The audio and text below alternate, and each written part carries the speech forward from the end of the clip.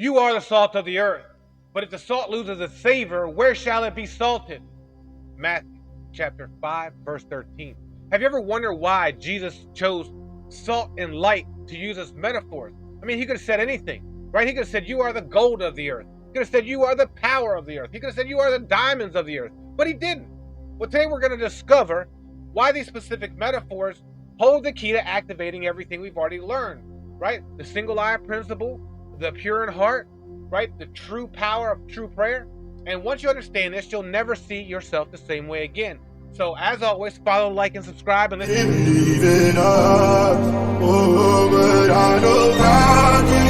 Okay, so let's start with the nature of salt. And let's see what it actually does. So what does salt do? Salt preserves, it purifies, it enhances flavors, and then it creates thirst.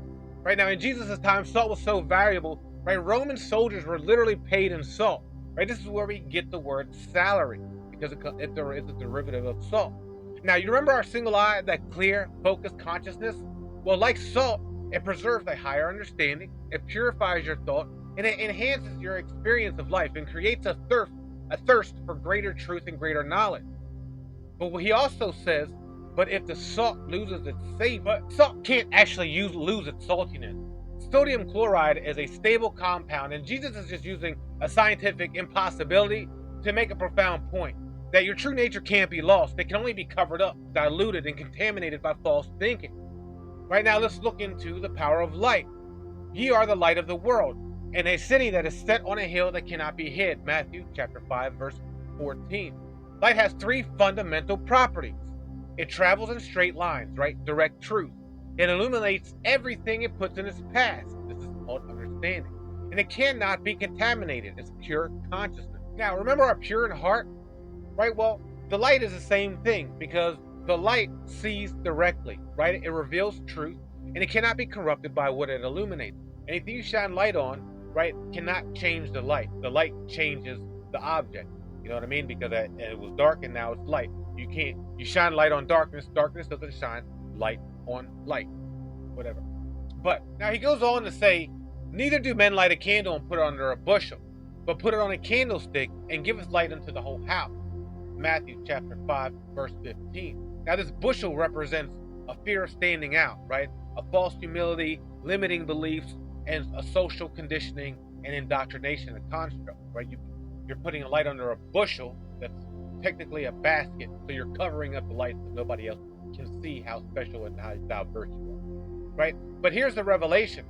He says, let your light shine before men, and let they see your good works and glorify the Father which is in heaven. Think of a child learning to walk, right? They don't take a course, they don't read books, they don't worry about technique, they just naturally express their walking nature.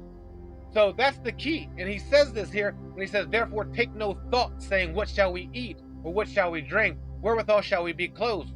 Matthew chapter 6, verse 31. The word thought means anxious thought, to worry about the future, or worry about where your supply and things are coming from. Because if you think about in the prayer, he says that God will give us our daily supply, or give us our daily bread. This isn't about showing off. It's about allowing your true nature to express fully like God intended. So I want you to start noticing where you're hiding your light. Where are you not trying to shine through and trying to keep yourself diluted? Observe where you let your salt become diluted, right? And then practice expressing your true nature without apology. Go be you. Don't apologize to anybody for being you. If you're great at something, go be great at it. And make sure you're great to the best of your ability. That's what you're put on here on earth to do. You're put on here to have dominion over all things and be fruitful and multiply. And you can only do that if you're naturally expressing your true nature. You don't become the salt and the light. You are already the salt and the light. It is your job to stop hiding it. So I want you to share in the comments one way you're going to let your light shine this week. Okay? And then I'll, as always, follow, like, and subscribe for more Bible Deep Dive.